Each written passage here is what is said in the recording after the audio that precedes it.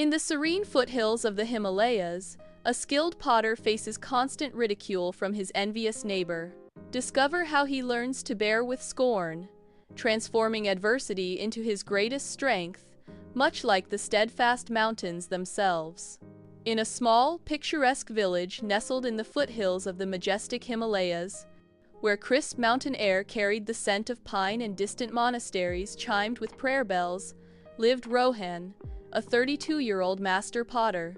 His hands, gnarled and strong, shaped clay into exquisite pots, pitchers, and figurines that were renowned throughout the region for their beauty and durability. Rohan had inherited his craft and his modest workshop from his grandfather, pouring his heart into every piece. He lived simply, providing for his elderly mother, Meena, and cherishing the quiet rhythm of his life. However, his neighbor, a wealthier merchant named Vikram, who dabbled in pottery himself but lacked Rohan's artistic touch, harbored a deep envy.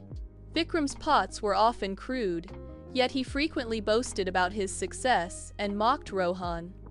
"Look at Rohan, still making mud pots for pennies." Vikram would scoff loudly in the village square, his sharp words echoing as villagers gathered. "My wares shine with true artistry, unlike his dull creations." Every time Rohan brought his finished work to the market, Vikram would be there to disparage. "These are mere child's play, Rohan. Who would buy such simplistic things when they can have grandeur?" Rohan felt the sting of these insults. His hands would instinctively clench, and his jaw would tighten.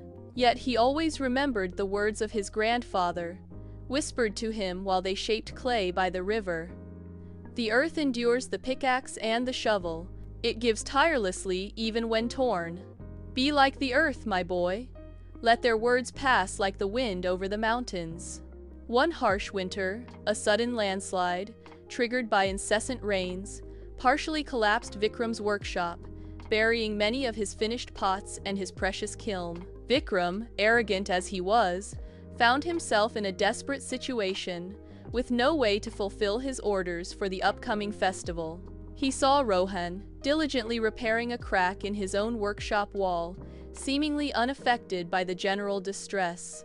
Vikram, humbled by his predicament, approached Rohan cautiously. "Rohan, I am in great trouble. My kiln is damaged, my pots are ruined.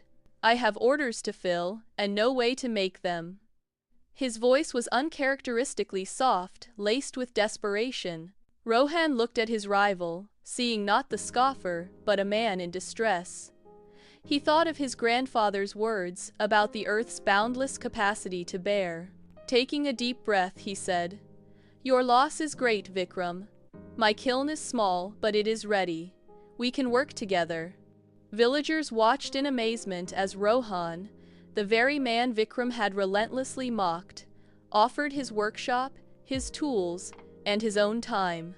Day after day, Rohan worked alongside Vikram, teaching him techniques, helping him rebuild his damaged kiln, and sharing his limited supply of fine clay. He didn't gloat, nor did he remind Vikram of his past insults. He simply helped.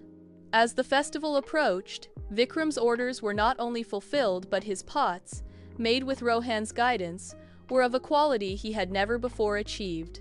One evening, as the last batch of pots cooled, Vikram sat on the workshop floor, looking at Rohan with a mix of awe and shame. "Rohan, why? After everything I said, all the insults, why did you help me so selflessly?" Rohan gazed out at the snow-capped peaks, bathed in the soft glow of the setting sun. "The mountain bears the weight of the snow, the wind, and those who climb it, yet it stands firm and gives shelter. I just tried to be like the mountain, Vikram, to endure, and to offer what I can." Vikram's eyes glistened, and he bowed his head in a gesture of profound respect. "Thank you, Rohan.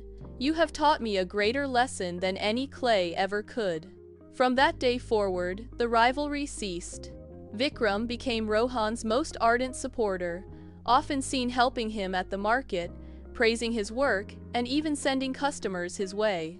Rohan realized that true strength lay not in returning scorn, but in bearing it with unwavering grace, like the enduring earth beneath their feet, or the unshakable mountains above.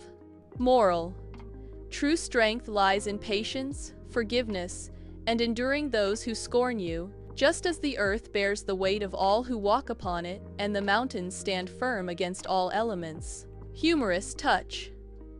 One day, as they worked side by side, Vikram grumbled, "You're too quiet, Rohan. Sometimes I think you're made of stone." Rohan chuckled, wiping clay from his hands.